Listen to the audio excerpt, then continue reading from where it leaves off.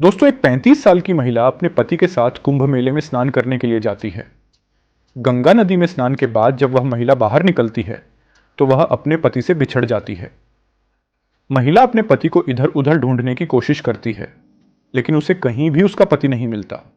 समझदारी दिखाते हुए वह कुछ पुलिस वालों के पास जाती है और उनसे मदद मांगती है। पुलिस वाले उसकी बात सुनने के बाद उसे माइक पर उसके पति का नाम अनाउंस करवाने की सलाह देते हैं। महिला माइक से अपने पति का नाम बार बार अनाउंस करवाती है और 2 घंटे तक वहीं बैठकर इंतजार करती है, लेकिन उसका पति उसे नहीं मिलता।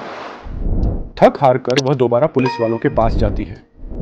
पुलिस वाले उसे समझाते हैं कि वह लगातार माइक से अनाउंस करवाती रहे और वहीं बैठी रहे, ताकि अगर उसका पति वहां लौटे तो वह आसानी से मिल सके। महिला उनकी बात मानकर अनाउंसमेंट वाले स्थान पर बैठ जाती है और हर घंटे में 2-3 बार अपने पति का नाम अनाउंस करवाती रहती है। जब शाम हो जाती है और उसका पति अब तक नहीं मिलता तो वह महिला फूट फूट कर रोने लगती है। उसका नाम उर्मिला होता है और उसकी उम्र 35 साल के आसपास है।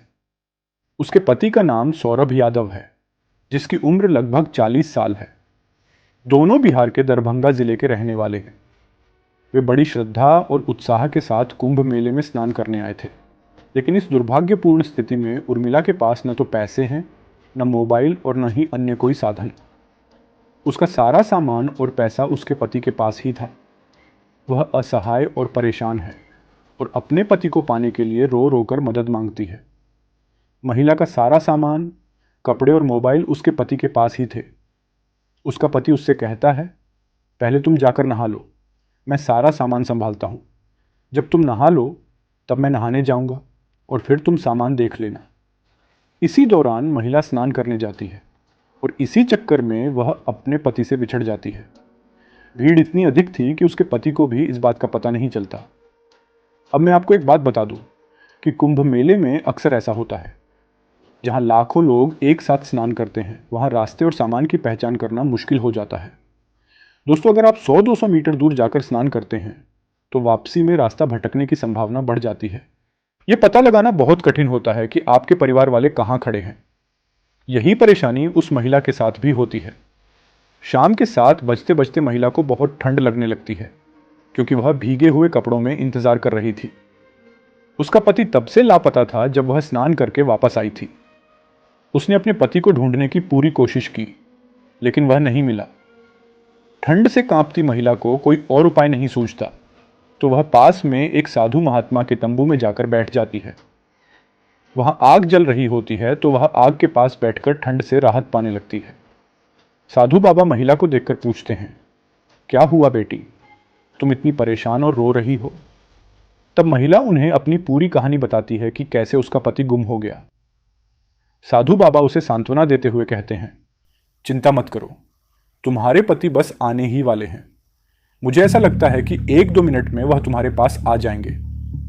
महिला साधु बाबा की बात सुनकर उन पर भरोसा कर लेती है।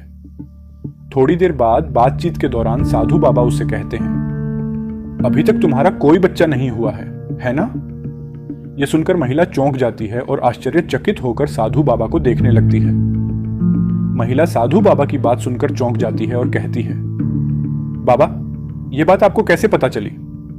आप सही कह रहे हैं, मेरा कोई बच्चा नहीं हुआ है। डॉक्टरों ने कहा था कि मैं कभी मां नहीं बन सकती, क्योंकि मेरे अंदर कुछ कमी है। तब साधु बाबा उससे कहते हैं, मेरे पास इसका उपाय है, तुम्हें बच्चा जरूर होगा। महिला, जो ज्यादा पढ़ी लिखी नहीं थी, यह सुनकर बहुत खुश हो जाती है। कुछ देर के लिए वह यह भी भूल जाती है कि वह कुंभ मेले में आई है और उसका पति खो गया है। वह खुशी के मारे साधु बाबा के पैरों में गिर जाती है और कहती है, बाबा, मैं बच्चे के लिए बहुत तड़प चुकी हूं।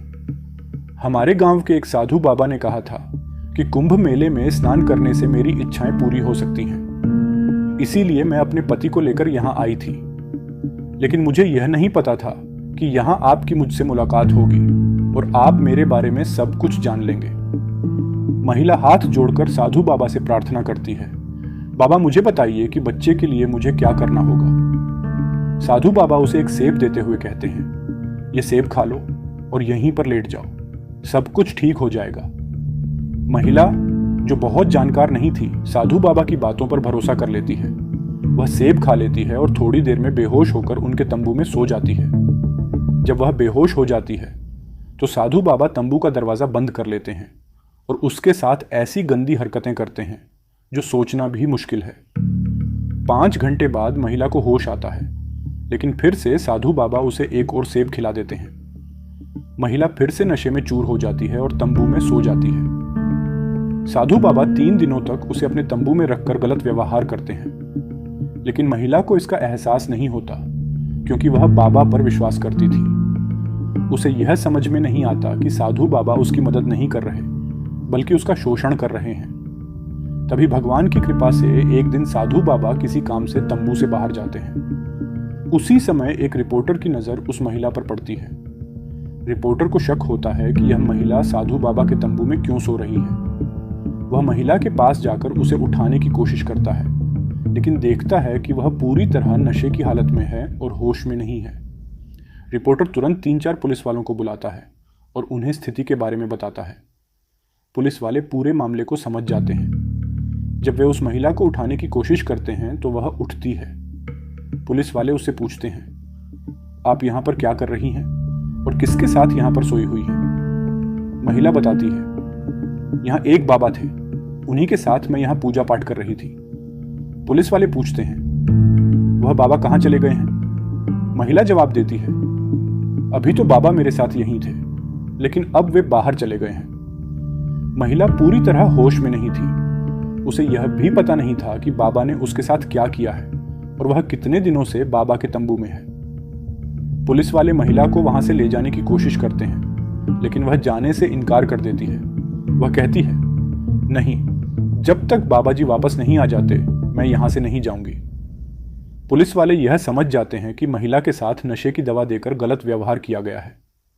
इस बीच तंबू के आसपास हंगामा हो जाता है और लोग इकट्ठा हो जाते हैं। तभी बाबा, जो किसी काम से बाहर गए हुए थे, तंबू की तरफ लौटते हैं।